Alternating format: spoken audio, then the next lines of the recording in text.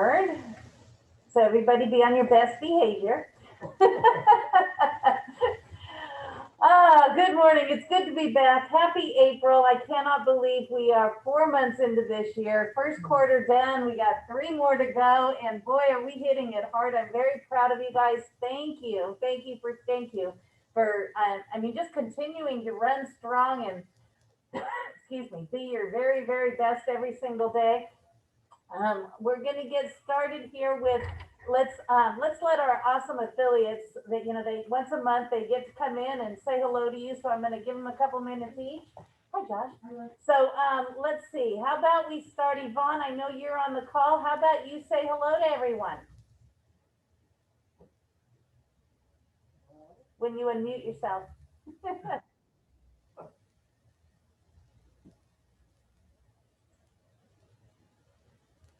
Is she talking? Yvonne, if you're talking, we can't hear you. I see. Can you hear me now? I can hear you now. There you go. Hi. Okay, perfect. Hi. Congratulations to you. Oh, thank you very, very much. I will be back out on the field. My doctor will release me on the 25th. So I will be back out to see everyone then.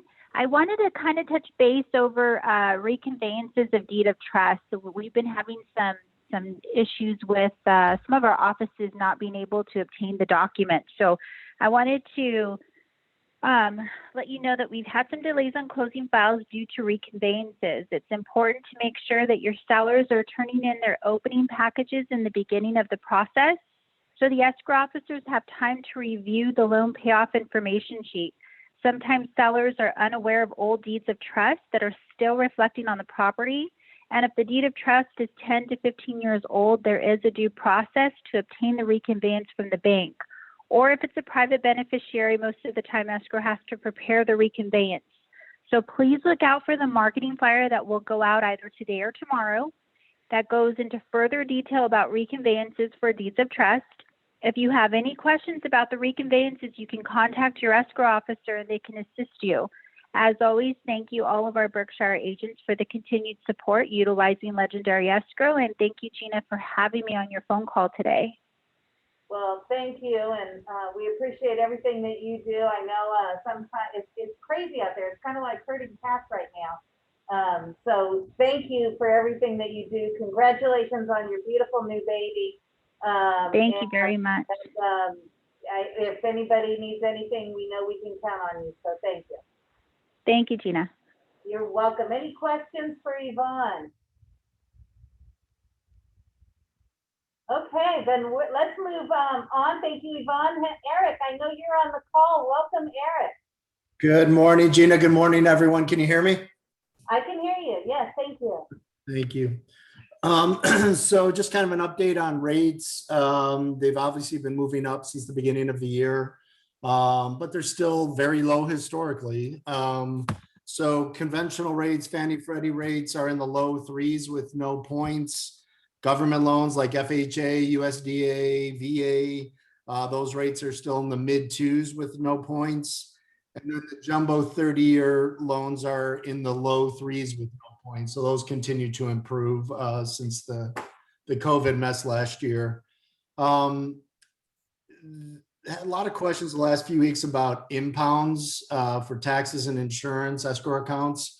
So on government loans, VA, FHA, USDA, regardless of how much you put down, you could put 50% down. You're still going to have an impound account for taxes and insurance. They're mandatory. It does not matter how much your client puts down. On Fannie Freddie loans, on conventional conforming loans in the state of California, if they put 10% down or less, you will have impounds for taxes and insurance. Once you put 10% down or more, then it's the client's option to whether they have them or not. And again, we at Axia, we do not charge. There is no pricing incentive or disincentive on those scenarios to have impounds or not. Some lenders do charge if you waive the impounds. We do not do that. But you know, the rest of the economic news is fairly positive. So even though rates have been creeping up and inventory is low, consumer confidence has been increasing.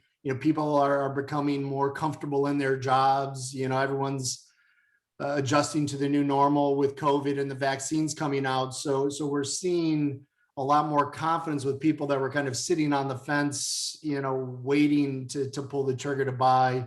We're seeing a lot of activity with those clients. Any questions for me at all? Now, how are your appraisals coming, Eric? Are you having any issues with them right now? Yeah, I know that continues to be a hot topic. It seems we haven't had low values coming in, amazingly enough, where I know a lot of lenders are having a hard time bringing them in at value. We just had one deal that I thought was going to come in low, but the appraiser brought it in at value because the price offered was well above asking price, list price. And we were still able to bring it in at value. So knock on wood, not an issue so much with the values yet.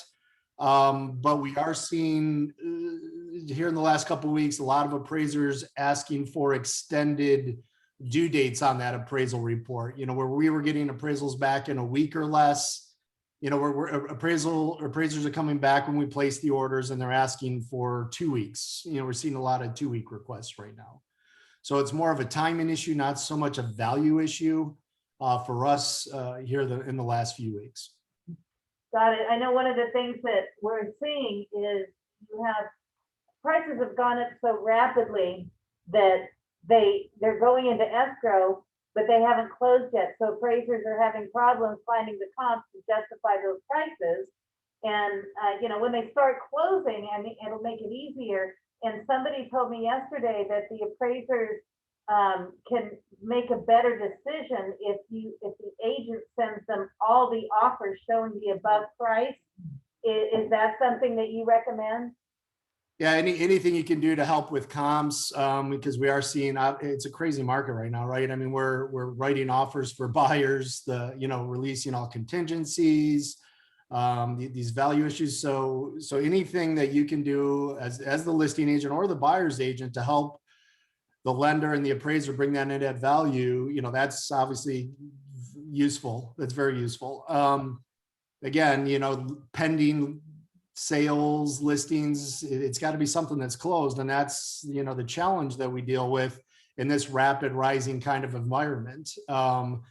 Again, we talked about it a few months back, these buyers need to know that if the value comes in lower, the lender's got to base that lending decision off of that lower value. They can't lend off of that, sales price that they agreed to.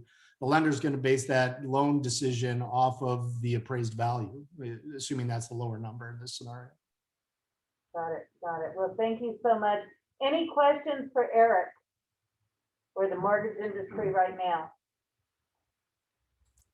Okay, well, thank you for having your cell phone on always. We appreciate it. And with no more questions, let's move on. I see Karen McMenemy, her beautiful face is here. Thank you, Karen, for joining us. Hi, good morning, everyone. Thank you, Gina, for having me. Want to just real quick touch on a couple of things with you guys. It's crazy busy out there. So I know, a lot of things are happening, a lot of offers are getting written, but I want to remind everybody, because I've had this situation come up a couple of times over the past couple of weeks. When you're ordering the home warranty, if you're representing the buyer, you should be ordering that warranty to make sure that you get the appropriate coverage that is in the contract, that you ask for your buyers. I've had a couple of situations where the listing agent is really on top of it, or their TC is really on top of it. They ordered the warranty for the buyer right out the gate, which is wonderful. I'm sure you appreciate that, but check that coverage, because I just had one where they ordered our Shield Plus plan and not the Shield Complete plan, and it was asked for upgraded. So there are things that are not covered in that plan below that are covered in the higher plan. So imagine your buyer's surprise when they thought they had coverage for something. They call in to request service after the close of escrow, and they find out they don't have that coverage. So just make sure you guys are looking at those confirmations if the listing agent does happen to order it. This one I was able to catch because the buyer's agent called me and asked me to order the warranty, and I looked and saw that it had already been ordered. So I always go in and check the coverage on your behalf when I'm doing that, to make sure that what was asked for by you was what was actually ordered by the listing agent. And in this case, it was not. And I've had this come up 3 or 4 times in the past couple of weeks. So I thought it was important to bring up. And also remember that you can add or remove coverage within 60 days of closing. So if your buyer wants some additional coverage on the property, be it roof coverage or additional refrigerators, or something like that, they can add coverage within 60 days of closing to the home warranty. A lot of the other companies are only 30 days, but American Home Shield is 60 days. So that can be added, if a mistake happens, you can add it on their behalf, that type of thing. So that is always good to know just in case. And then also want to just bring up that our natural hazard zone disclosures, we're running a promo right now for $50. And that includes the environmental guys. So it is getting more and more important to order those NHDs at the time of the listing. So if you guys need an NHD, please reach out to me. I put my information in the chat, my email and my phone number. I can get those ordered right away for you. There is no charge if it doesn't close escrow. And again, they're $50 right now. That's a heck of a deal to include environmental. So we bill it to escrow. There's no charge to bill escrow. So I'm happy to help with that. As always, I appreciate you guys and thank you so much for your support. And, like I said, reach out to me if you have any questions on that. Awesome. Thank you so very much. We do appreciate you. Any questions for Karen? Okay, then we're going to move right along here. And I would like to start with our very special guest. Adam Nishikawa is Vice President, Exchange Resources, and I am so excited that he's here today. We are seeing so many 1031 exchanges going on right now. Investors are coming in. I mean, there's just, as you know, properties are being bought up like crazy. So I am going to turn this over to Adam. Welcome, Adam. Thank you for being here. Thank you, Gina. I appreciate it. Really happy to be here. Is it possible that I could share my screen real quick? Yes, let me make you a co-host. Perfect. Thank you very much. Sweet. All right. All right. Well, hello, everyone. My name is Adam Nishikawa. I work for Exchange Resources. We are a 1031 qualified intermediary. I'm really just here today to kind of go over some of the review of some of the basics for the 1031 exchange and help answer any questions anyone might be having in their current transactions. A lot of people, they don't realize, the 1031 exchange is available to them. So it's really helpful when agents actually bring it up. Because the worst phone call I get is after they close escrow and they call me and they're like, my agent didn't mention, that I should be doing a 1031 exchange, or they didn't consult anybody about it, and they were left paying the capital gains tax. So just even knowing about it puts you above most of the agents out there. So what is a 1031 tax deferred exchange? Just simply put, it's a transaction which permits your investors to defer the payment of their capital gains tax. So they have to basically exchange into another investment property, and it must be of equal or greater value. So this is so if they sell for $500,000, they want to go find a property somewhere around $500,000 to fully defer their taxes. And the qualified use of the property is the like kind definition. So if you have an investor, maybe they have a single family home right now, but they're like, I'd like to buy a duplex or a triplex. That is allowed. So what qualifies as replacement property is any of these. So it could be land, single family home, multifamily. The only requirement is that it's held for investment purposes. So really it could be any of these types of investments, as long as it's held for investment purposes for a minimum of 2 years after the 1031 exchange. So you have co-ops, if they're coming out of New York, oil and gas rights, air rights, land. They're really not limited to what kind of investment real estate. So this is just some examples of qualifying replacement property.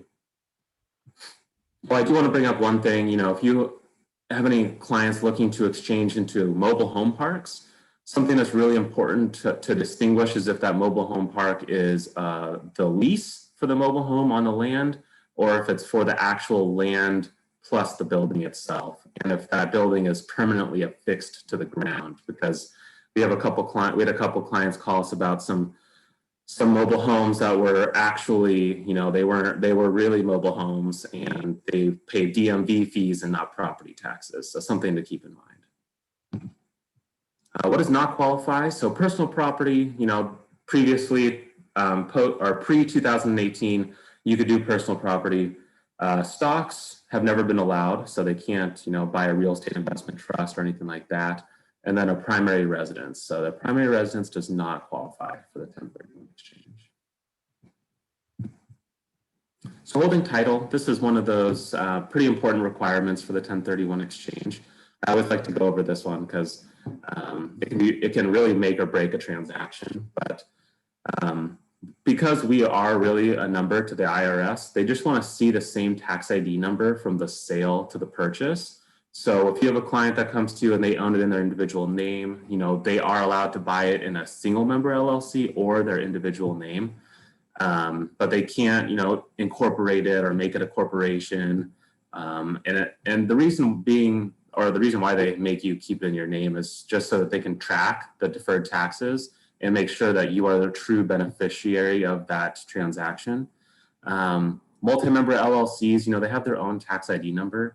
So it's important that your clients are aware, if they have partners, that they are going to have to retain that structure for at least 2 years after the 1031 exchange. Or if they know they're going to be wanting to dissolve that multi-member LLC, they need to do that 24 months before they do a 1031 exchange. So these are all situations where we're happy to consult with them. We have attorneys on staff that are happy to talk to them about how they've incorporated and how they hold title. Replacing debt, I think this is probably top 3 common questions. If you have a client who has a loan on their current property, they may be wondering if they need to purchase a property with just the equity or the loan as well. So this always gets brought up, but they do have to replace the loan on the new property. So if they have, in this example, a $300,000 loan left on the old property, they would need to find a new $300,000 loan for the new property or properties. Or bring in cash out of pocket. So we do have some of our clients that they just don't want any debt, so they come out of pocket with cash to satisfy that requirement. Or they choose to just pay taxes on that portion, but they will be taxed on that loan requirement. But this is just the replacing debt aspect of the 1031 exchange. And if anyone has any questions, feel free to shout out or shout at me and tell me that you need to ask a question. I have a question. Yeah, shoot. If you have a resident, your primary resident, you decide to convert it into a rental property, how long does it have to be a rental property before it would be considered eligible for 1031?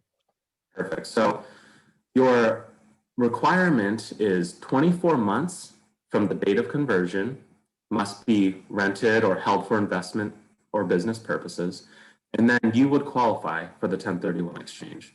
And something to note with that particular situation is if it was previously a primary residence for 2 of the last 5 years, meaning the 3 years before you decided to rent it out, you would actually get the 121 exclusion for that property. And then the remaining balance would be eligible for a 1031 exchange. So if the property did appreciate over the 121 exclusion, they would be eligible to receive that money tax-free, and then the rest would be put into the 1031 exchange. And that would be the portion that would be allocated for that. So that's an excellent question. Any other questions regarding that? Perfect. So I know a lot of you work with vacation homes out there in Palm Springs and Palm Desert in that area. So do vacation homes qualify? So yes, they can. So vacation homes are usually held, for personal use primarily, but there are situations. So normally a vacation home does not qualify for a 1031 exchange if it's used strictly for personal use. But these are the 3 requirements that they may be able to qualify for the 1031 exchange if they can meet these requirements. So held for at least 24 months. So they've established that it's not a flip and that it's, long-term investment. 2, rented at fair market rates for at least 15 days of each of the previous 2 years. So during those 24 months, it was rented for 30 days. And that means, they put on Airbnb, they hired a property management company, or they created some rental income for those properties. And then 3rd, not using it for personal use in excess of 14 days or 10% of the time it's rented. So if it's rented for 300 days, they can use it for 30 days. Just something, I don't know how they really track number 3, but your clients may be eligible for the 1031 exchange if they meet these requirements. So at least it's worth, asking to see if they are within these parameters, because that could help them save on some of their capital gains taxes.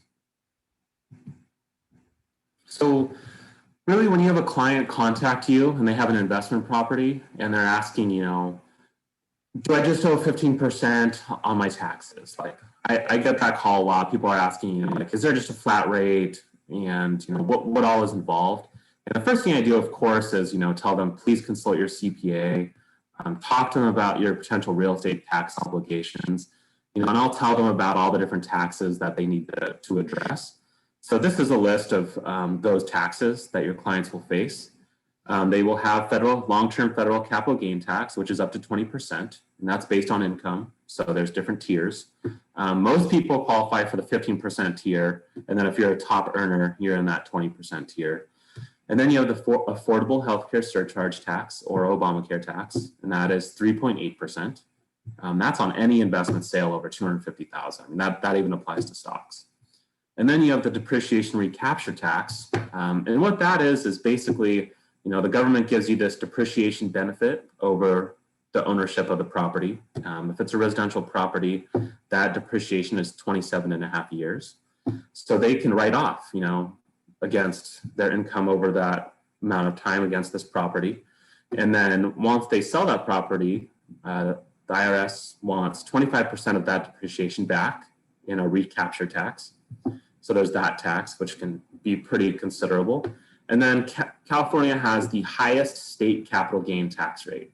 It's 13.3%. So there are states that don't have any state capital gain tax rate, but California has one and has the highest numbers. So these are all, numbers that your clients should be aware of and should be consulting their CPA about. And the CPA is usually their most trusted advisor, so it's always nice to get their opinion anyway before they do any kind of transaction. But yeah, something that they should be aware of is that they could face a very high percentage of tax on their capital gain. So a listing pitch session checklist, when you have an investor come to you and tell you, hey, I'd like to do a 1031 exchange, here are a few things just to address. Do they know their tax liability? Have they spoken with their CPA? That's huge. That'll convince them probably pretty quickly. Or to let them know they don't need to do a 1031 exchange, and that'll be helpful as well, because then they'll be fully aware of, they only owe a little bit of taxes. They don't have to do a 1031 exchange and stick to any sort of time frame, and they'll be thankful for that as well. Looking at how their asset is performing, if it's a paid off asset, their cash flow is going to be pretty minimal for the amount of cash sitting in that property. So you might be able to help them increase their return by diversifying or purchasing a larger property, or using that cash to leverage to more investment properties. And that's always helpful for their long-term goals if you can show that growth. Helping understand their investment goals if they want to diversify. I know during COVID, we had a lot of clients, they only had one unit, and when their tenant wasn't wanting to pay rent, they lost 100% of their income. And so they were looking to, say, sell that unit and buy a few different properties so that, diversifies their loss of income, especially in retirement, if they're not really sure if their tenant's going to be paying during COVID or a pandemic, amongst other reasons. And then looking at depreciation, if they've owned it for 27.5 years and they're out of depreciation, they may be looking, it's time to sell and get some increased depreciation by buying a new property. So these are all things that you can bring up in a conversation, but things to be aware of and things that may give them a reason to sell that property, So how does the process work? This is 90% of our 1031 exchanges. And this is the most common exchange that you'll probably be doing for your clients. You'll see there at the beginning is a planning and consulting stage. So we always urge they talk to their CPA, they can talk to us, talk to you, find out what their property's worth, so they really know how much capital gain they have in that property. And then once you've listed the property, we simply have a little contract addendum you put in that sale contract, but everything else stays the same. At the close of escrow on that sale, this is the time frame that your clients will be faced with. The first is the first 45 days. Obviously, that's the most crucial. That's when they're identifying their replacement property.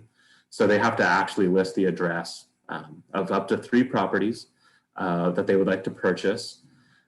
The other rule is the 200% rule. So if you have a client, sometimes I have clients that are selling, a property for $1 million and they want to go to another state, and each of the properties, they're $50,000. So they have to identify more than 3 properties to reach that minimum.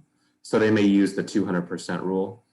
And that could even work for if they're coming from a large commercial property and they want to buy a bunch of single family homes somewhere. But the 3 property rule is the most common. So they can identify up to 3 properties regardless of value. And then they have to close escrow on 1 or all of those properties by the 180th day. So they cannot change, any of those properties after the 45th day. So they need to feel relatively comfortable that they can close escrow on 1 of them, at least. The only way to extend that is to extend the sale of their property. So if they're really having a hard time, they're really scared and maybe they can put a contingency in their escrow to extend for an extra 15 days to give them more time to look for a property. But hopefully, they know what market they want to be purchasing in and are pretty aggressively writing offers. I know right now, man, it's for a lot of our clients, it's been hard to really lock in a property with all the bidding wars and things going on. So it takes a lot of aggressive offers and just a lot of offers. And one of the things that gets brought up pretty often is, if they find that perfect property before their sale property closes and they need money to make an earnest money deposit to get that property under contract, they can come out of pocket with that cash. They'll be reimbursed once their sale closes. So just something to be aware of when you're out there making offers and trying to be really aggressive. The other option is, this is the delayed exchange in a nutshell. The other option for them is the reverse exchange. If you come across a client, maybe they have a paid off property or they're purchasing all cash, they may not want to sell their property until they find their replacement property. So this reverse exchange will allow them to basically find the perfect property and close escrow on it, and then sell their relinquished property, which they already know which property that's going to be. So it's a flip-flopped time frame, 45 days to identify what they're selling, which they already know, and then selling it in 180 days in the current market is like, if it takes you 180 days, there's something wrong with your property. But this is definitely an option for those investors that maybe are on the fence. They're like, well, I don't know, there's not enough inventory for me to consider selling right now.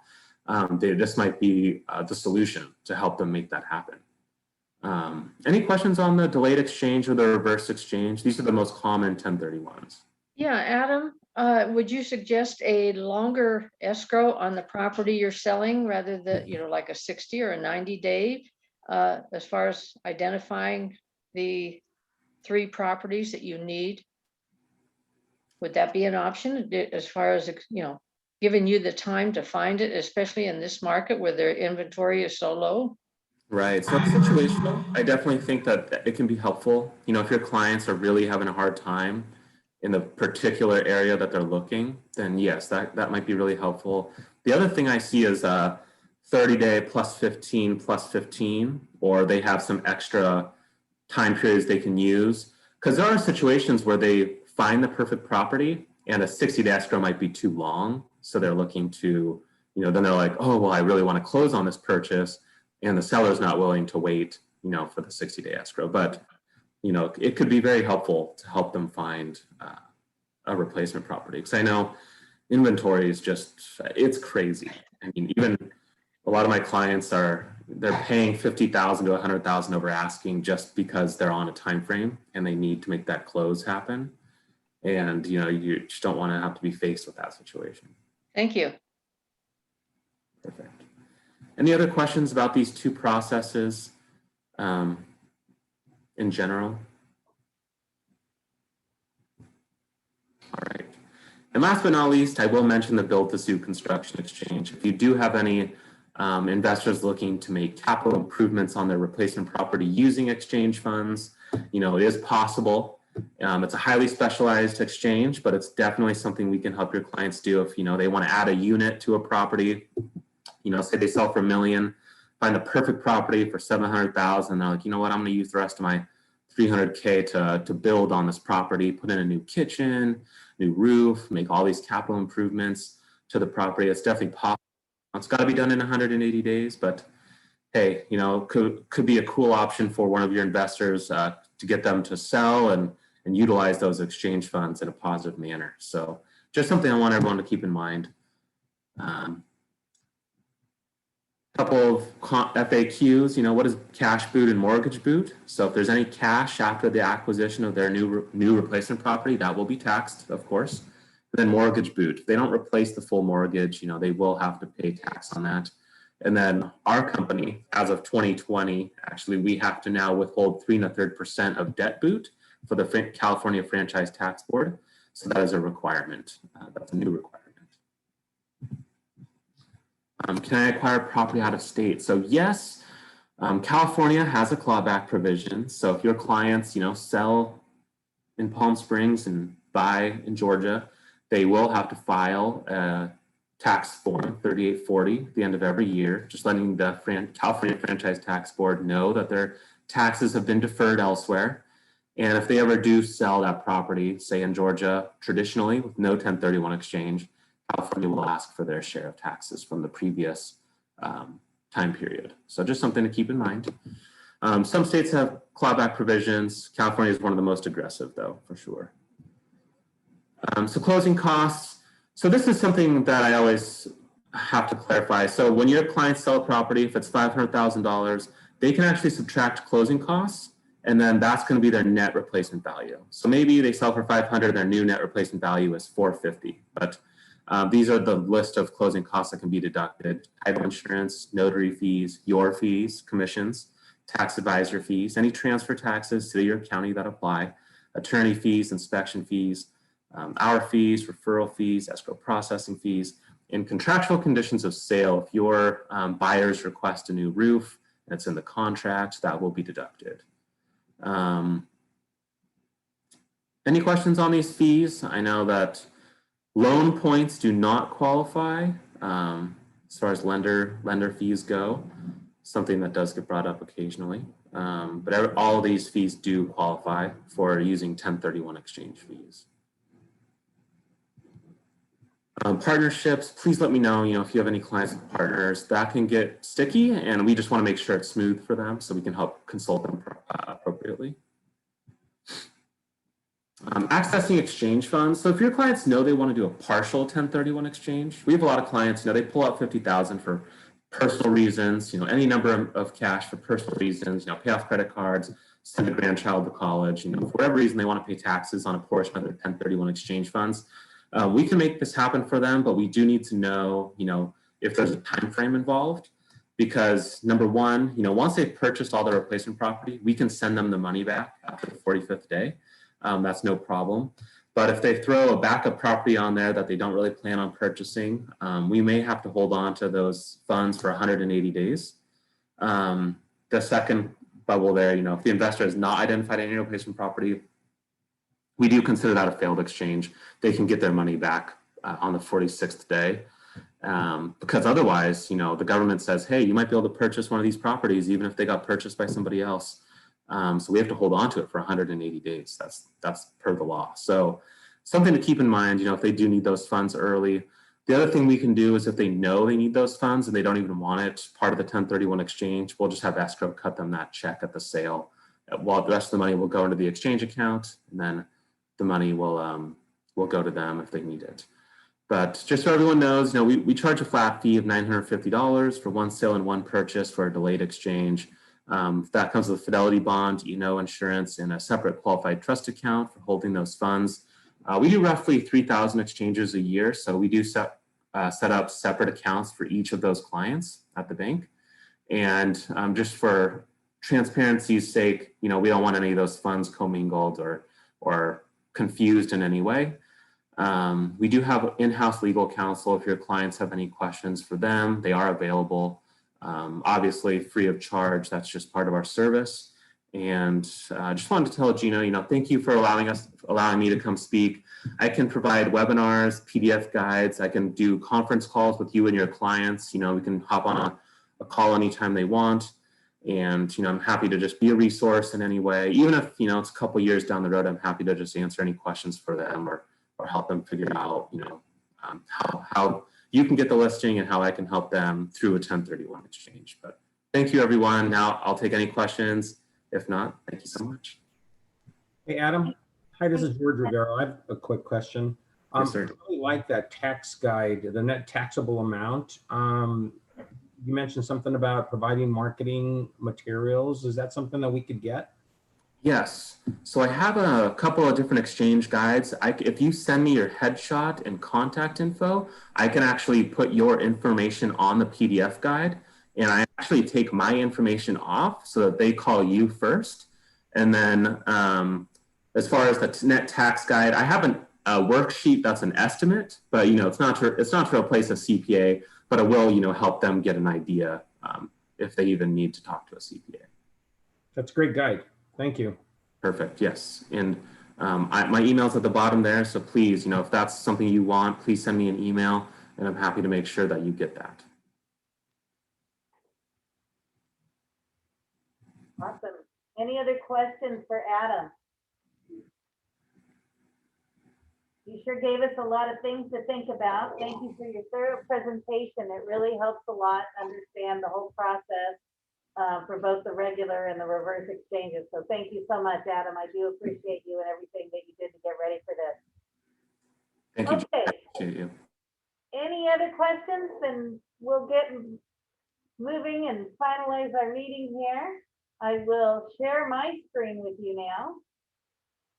And screen and share, and not that one, but let's go to this one. Okay. There we go. So I'm going to flip through here. We just had Adam. This is going to be included in our handout. Just want to say happy birthday to all our April babies. Happy birthday, Lance, Mercedes, Dean, Julia, Ann, Salvador, Christine, Heidi, Diane, Jose, SB, Tanya, and Ellie.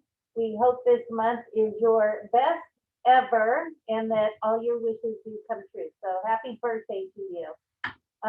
Also, don't forget on the 17th, Diane Ray, who's Mark Stark's admin, and Gordon Miles, our company president, share a birthday as well. So you can send your birthday cards to them, and I'm sure they'd appreciate it.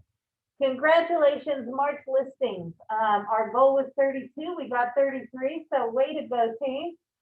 Congratulations, Judy and Bob and Donna and Debbie Billman got 3 of them. Marty got 2 of them. Congratulations to both of you. Michael Charles got 3. Vicky, Ellen, Lance, Heidi, Linda, George Lopez team got 2. Mark's Real Estate Group, congratulations. Katie McLaren got 2. Maria Molina, Lucy and Doris, Elena Ann Stark got 2. Eileen, Josie Thomas, Angie, Ellie, SB, and Wasserman Real Estate Group got 2. So congratulations on our March listing. You did a great job. Let's do it again in April. On March closings, our goal was 38. We got 71. So I got to tell you, March, number wise, we paid out over this office alone, we handed checks out to you over $800,000 this month. So that's our best month ever. Congratulations. You guys are doing a phenomenal job. And congratulations to all. You'll see the list here. It's just crazy how many transactions are going on right now. And you'll see some of our agents, we've got multiple sales to Vern and Abraham and Debbie got 4, Michael and Nelson and Tom Bird closed 5 in March. Congratulations to Tom. Linda, Josie, George Lopez, Mark's Real Estate closed 4. Congratulations. Jerry closed 3. Mimi, Angie Torres closed 9 transactions in March. So yeah, she's running. She's running. But she told me she pretty much passes out 3,000 business cards every month. And she does the old fashioned handwritten notes to the people in her farm and her clients and her past clients. So, you know, guys, basics, they don't change and they mean everything. And so if you're thinking, well, I'm not doing what I need to do, you, as long as you're doing, it's that is key, is building those relationships. Our listings for this month so far, our goal is 32. We are on track. Congratulations to those of you who have gotten listings: Linda, DeVerne, Patty, Heidi, Mark, Josie, Lance, Gary, and Debbie. And so I'm sure those are probably all in escrow by now, but if not, reach out if you have a buyer and let's get those things sold. Open escrows, we've got a lot of good open escrows going, so congratulations, and let's just keep moving forward and see that these things close on time. So congratulations. Just a couple of things I wanted to cover with you. I've had a couple agents say, I just don't know what to do to be driving traffic. I don't know how to get more business. And so I guess my first step is you need to get your farm uploaded to the VAC. It really is working, guys. I'm getting agents telling me on a weekly basis that they're getting listings just because of the leads they're generating from our market reports and our neighborhood reports. So if you've not done so, get your farms ordered, get email addresses, and get them uploaded into the VAC. So those now become on autopilot, and you start getting that name recognition. Then look at your other options. Should you implement a postcard? Should you implement some type of social media marketing? Should you implement some maybe AdWords? There's things that you can do, but gosh, if I'm a potential consumer and I see a neighborhood report come by promoting, what's going on in my particular neighborhood, and I see some of the things that you do for me, whether it's to help with the 1031 exchange, whether it's to utilize our Apex Concierge or buy before you sell program. Regardless, I'm looking at these things coming with your name on it. Who's going to be top of mind when I'm ready to actually pull the trigger? But more importantly, here's what I want you to think about. I don't know if you guys have went out and bought the book yet. Chris Stewart, from Berkshire Hathaway Home Services, he wrote a book, he and Alan Dalton, and it's Real Estate Influencers. And have you gotten your book yet? If not, go to Amazon, buy your book. It's like $9. All proceeds benefit the children's charity, the Sunshine Kids. So he's not making any money on this, but the book is phenomenal. And one of the thought processes behind it is, so many of us are saying, when you're ready to buy or sell, give me a call. And it seems to be the lingo. But basically what that tells the consumer is, don't bother calling me unless you're ready, right? You have taken yourself out of that equation. So what being a real estate influencer is about is showing your value, showing people why they should call you now, even though they're not thinking about selling for another 6 months to a year. You need to be that person that they're now consulting to see what's going to be right for them in their real estate future. Whether it be, do I want to do a 1031? Do I want to buy a vacation home? Do I want to purchase, move up, move down, whatever the scenario is? But you should be that real estate influencer. You should be that advisor. So when they are ready, they don't have to think. It's you, because you've been the one that's created that. Okay. So be that top of mind person now. Have a minimum of 5 relevant conversations per day.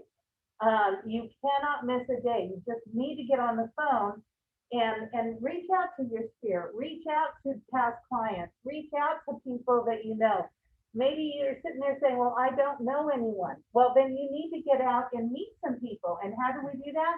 There's so many. If you go to Desert Sun or Palm Springs Life or the Greater Coachella Valley Chamber of Commerce or any Chamber of Commerce, they're all posting events. Some are virtual, of course, but it's a post events that you can join in, meet people, network, let them know you're in the business and know your numbers, know what's going on in the industry. So when you start a conversation with someone and they say, hey, what's going on in Indian Wells? How's the market? you're ready to respond to those questions and you're ready to do it intelligently. So have a minimum of 5 relevant telephone conversations or face-to-face, either way, every single day. Text me when you're finished, because if you know, I'm gonna text Gina when I'm done. I got to tell you that accountability portion is key. If you do not have an accountability partner already, text me. I am your business consultant. That is what I get paid to do, is to help you build your business. I want to make sure you care about you as much as I care about you. And when I tell you this, I'm not just saying it. I genuinely want you to be able to build a strong, profitable business. Focus consistently on your daily revenue commitment. What is that? Well, it's whatever you have set every day. What are your goals to achieve every single day? What are you doing to drive revenue to your business? That needs to be top of mind. Know why it's important to you. What does it mean to achieve your daily revenue commitment, your DRC? That's something in our leadership team. We are talking every single day. What can we do to drive DRC? Because that is the basis of your business. And I think what's most important and what's pretty eye-opening for all agents is tracking your daily activity. Now, some of you are phenomenal. Oh my gosh, and your numbers show it. You get up at whatever time, 4:30, 5 o'clock in the morning, you hit the ground running, you read your book, you do your motivation, you're checking your emails, you've got your system in place, your time schedule, you're making your phone calls, you're showing property, we're treating this as a business. Other people, they think, and I've heard this, well, I'm working, I'm just not getting any business. Well, let's go back and track your activity. Track every cup of coffee. I know that sounds ridiculous. Track when you stop to talk to somebody. Track every time you check your personal email or Facebook or whatever it is. Track every time you have made a phone call with a relevant business conversation for real estate. Track everything and take your week, just a week at a glance, and do it for 5 days. Just 5 days, I challenge you to track what you're doing every day for 5 days. You will see exactly how many hours you are contributing to your real estate business. And when I say how many hours, I mean real hours. I don't mean getting up, being on social media, maybe throwing out an ad, checking your personal emails, and that could take a few hours. And you could say, well, I was checking it because I was seeing if anybody emailed me. That is passive. That is not actually growing your DRC.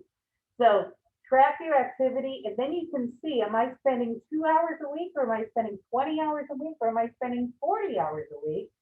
And it's going to tell a big story. So that's going to help you put things in perspective. And then you can actually see what your dollar per hour is actually worth. And then finally, one thing I wanted to just talk to you about is commissions, because we're getting hammered every which way but blue on commissions. And I know you all are. I just want to remind you, we are a 6% company for taking listings, split equally. Anything less than 5%, we need to get a variance at the Gordon Miles to sign off on it. And that's just protocol. I want you to remember that each time you discount from 6 to 5, you've just given that 33% of your potential income. So without doing anything, we're cutting fees right at the get-go. And I know you're probably sitting there saying, but Gina, I have to because they're going to list with someone else. So what does that tell us as a business person? What does that tell us? And I always look at it, why do some people drive entry-level cars and other people drive luxury cars, right? It's still going to get you from point A to point B. But what's the difference, and why are people willing to pay more? Right? Quality, how it makes them feel, various reasons. But it's not just because, well, this one's cheaper, or else we would all drive those entry-level vehicles, right? So what does that tell us in real estate? We have to somehow sell our value. We have to sell why. And the best way I know how to do that is, it's not about saving a client money. It's about making a client money. Don't you agree? So would a client really rather save $5,000 on your commission, Or by listing with you, will they earn another 10,000 that they wouldn't have by paying you a full commission? Does that make sense? So we have to get really good right now at selling us. It's selling our value. It's selling why they need to pay us 6% because they're going to end up making 10 grand more if they don't, or if they do hire us versus the discount brokers. And it's not an easy thing. And I'm not standing to say, oh yeah, it's so easy. It's not easy. We just have to get better at it. Because I want us all to make money. And I don't want us to, I mean, I'm getting calls every day, guys, asking about 1 and 1.5%. That's just crazy. That's crazy. So let's step up and let's start practicing and figuring out. One of the best ways I know how to do this is on the MLS, when you're looking at the stats and you're looking at your production numbers, you're going to find the list price to sale price on all your listings, right? And we're sitting, I think overall as a company, about 98%. I haven't checked this last week, but I'll have to go back and check it, which is pretty darn good, right? There are agents out there historically that take very overpriced listings. And then by the time they ship it down, right, they're selling them for about 93, right? 92, 93 list price to sale price. You can take those numbers, you can share those with your clients and say, hey, look, here's what I'm telling you, here's what I believe that price is. Here's my numbers. I am telling you, I'm going to get you at least 98% of this because here's where I sat. This is what's going on here. XYZ broker, you might list with them, but here's their numbers, right? You're showing that. You're showing why listing with you is going to get them more money than listing with another broker. Does that make sense? So if you need help with putting this stuff together, I'm happy to help you. Let's make your presentation awesome. Let's make it so powerful that your commission is not a question because they understand the value that you bring to the table. So any questions on that? Okay, and to help you, marketing is always on top of everything. We've got Maria Hill and her team getting things put out there for social media, for the awards. If you've not put together your social media strategy, bringing in the awards and bringing in all the things that we have available now, make sure you reach out and get that done.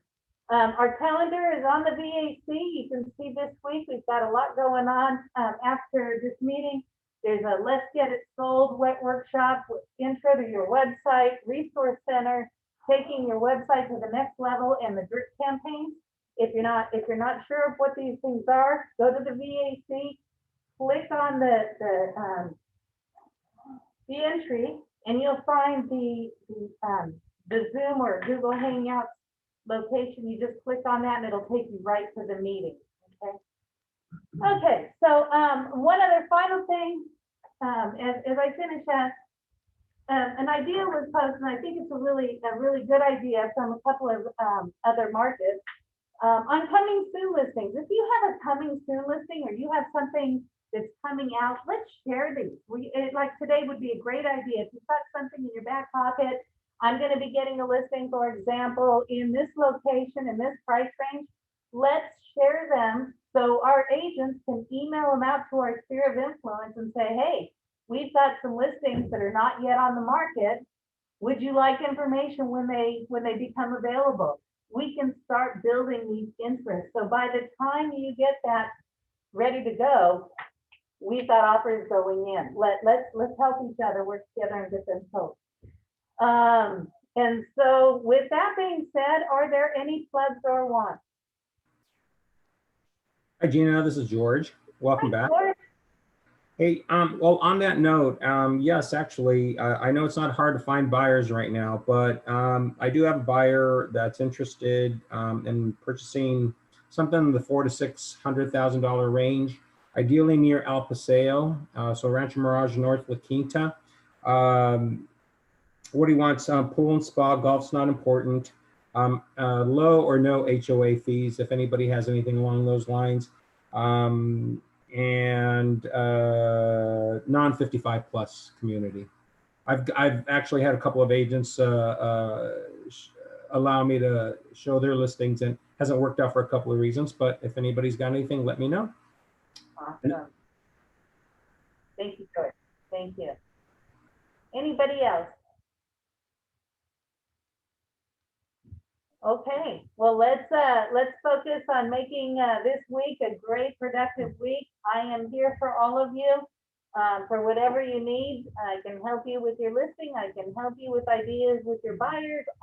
You know, we can get your numbers put together and just get out there and make it a great week. Thank you. I appreciate you all so very much. And that's right.